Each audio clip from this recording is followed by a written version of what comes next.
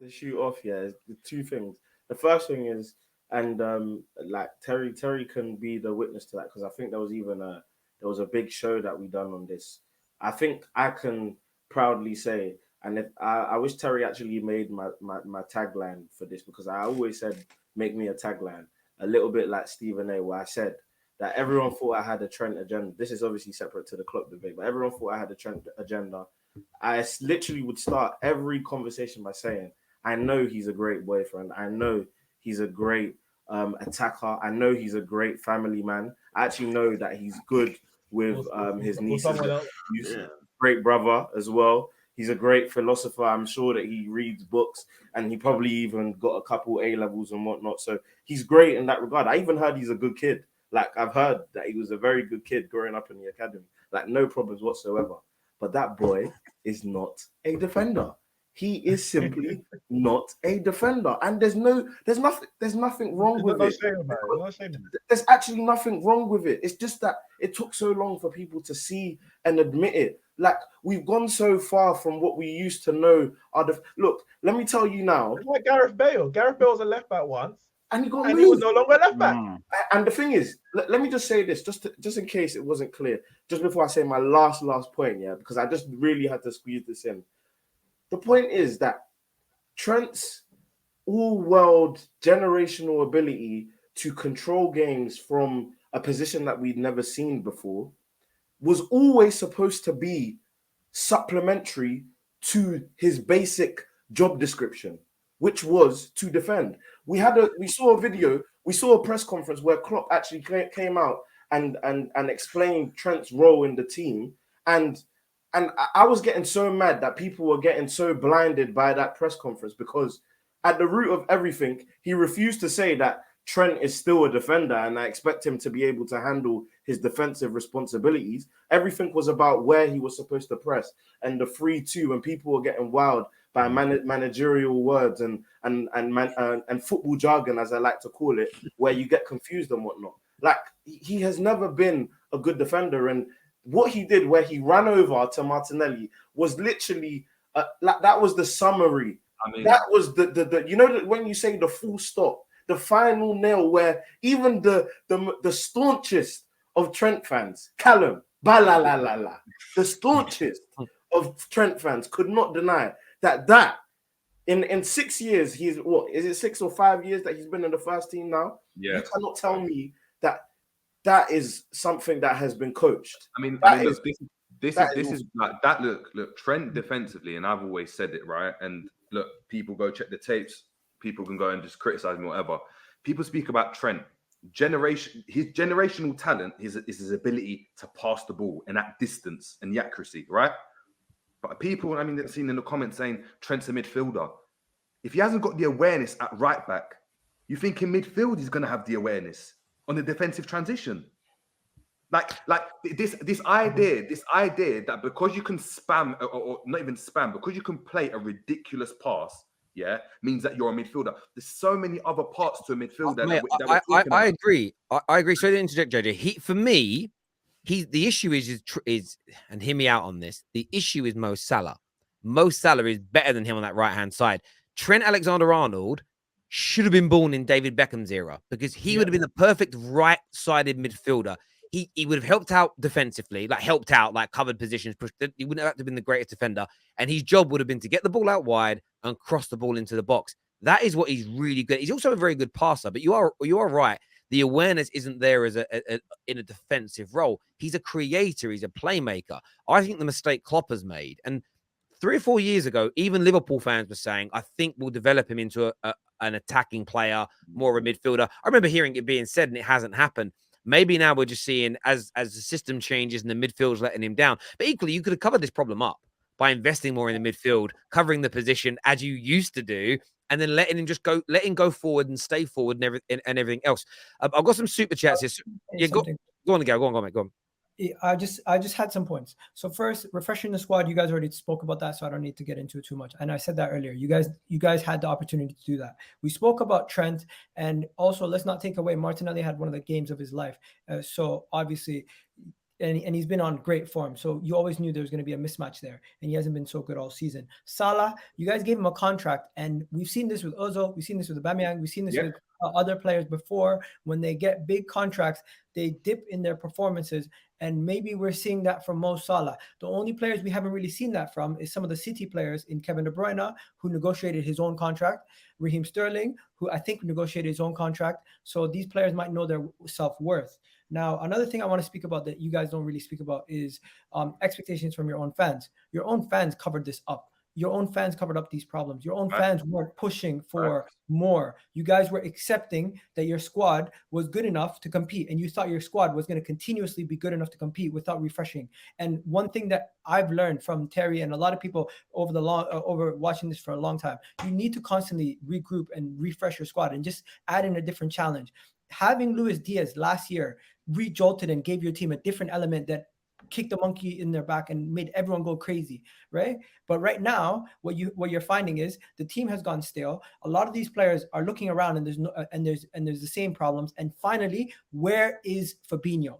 Fabinho was a crucial part to your team. Fabinho was one of the best DMs in this league. Fabinho is the guy who's one of the catalysts to help you guys become the team that you are. And he is a shell of himself. He's been dropped for the last 2 games, and you expected to win without him in these 2 games, where a couple years ago, if Fabinho was out, you'd be crying, where is Fabinho? So now when Casemiro's in the league, when Casemiro's about, Fabinho disappears. That's why one gets picked for Brazil and the other one's on the bench. Listen, just to go and talk about what you're saying, I think what you're saying is mad because I agree with everything, but I'm not mad because I'm not fuming because I've been saying this.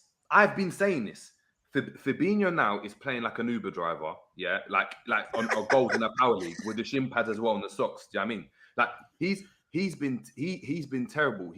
We rely so much on athleticism and fitness and intensity, quoting Pep Linders' book, that now as soon as it drops off a couple of percent, you're missing a lot because that 2% accumulates over seasons and seasons and seasons. Yeah. It's like what you're saying is 100% factual. The problem is, how do you go and solve it? Because when you could have went and refreshed, and when we were speaking in the summer about talking about it, Klopp for the whole of the summer transfer window was telling us we've got midfielders, we've got Morton who ended up going to Blackburn and playing as a centre back, we've got Keita, we've got Oxlade-Chamberlain.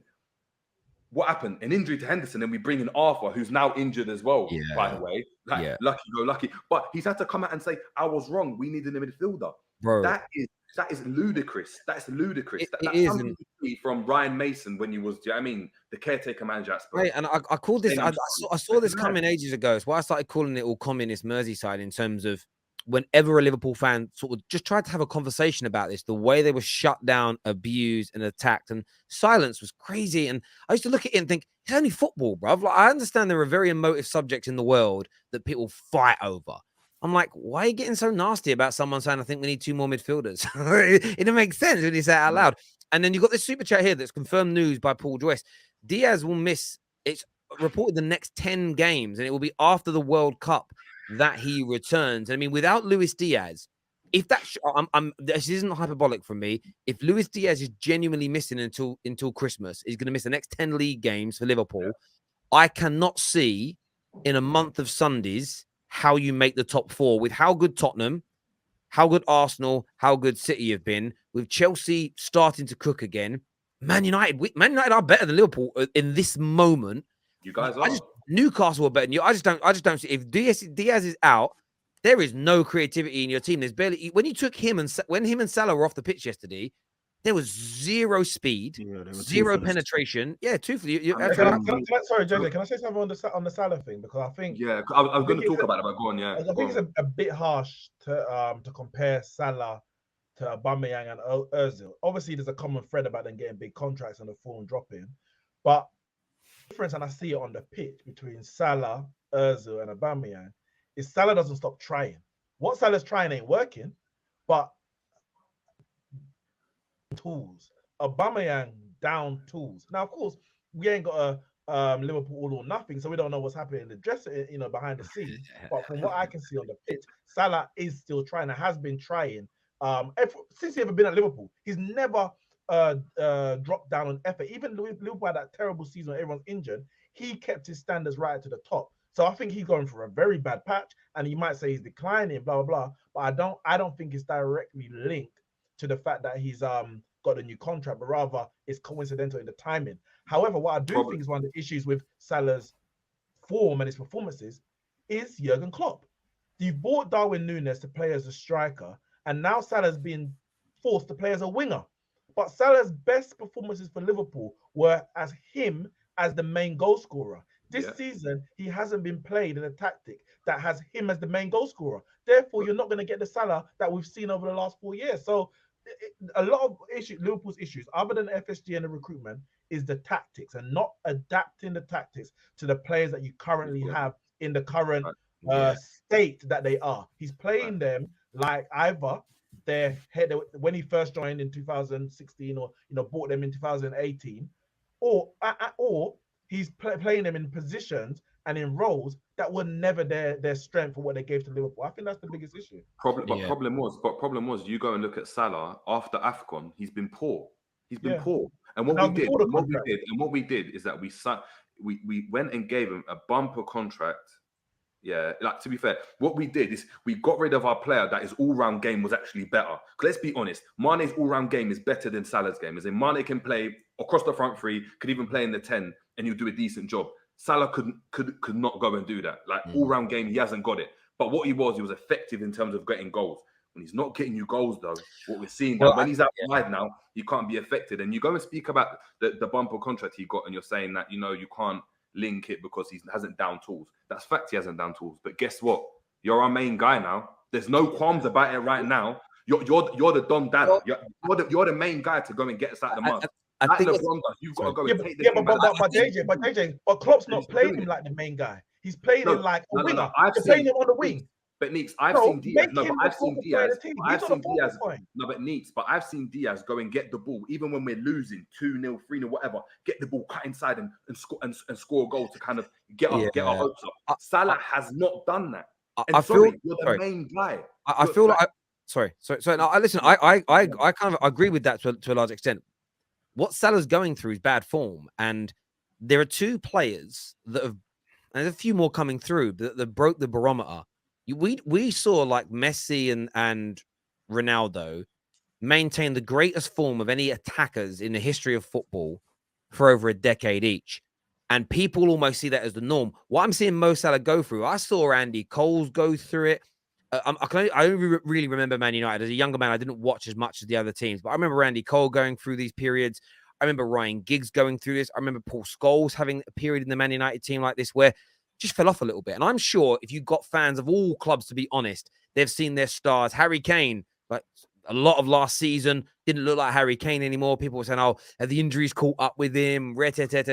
Salah's just going through it. He will come back to being the Mo Salah that was scoring at the same rate as Thierry Henry. And I'm pretty sure if you actually went back and looked at Henry, he may have had times where he had quiet periods as the GOAT. And it's that level of consistency. I hear your point. It's not an excuse. It's just what happens. The problem you now got at Liverpool is that what you had with Mane and Salah is whenever one of them was having a quiet patch, the other one was stepping up and scoring. And every now and then you'd have both of them on fire at the same time. And you guys obviously won major trophies. And that's what I see happening right now. But viewers,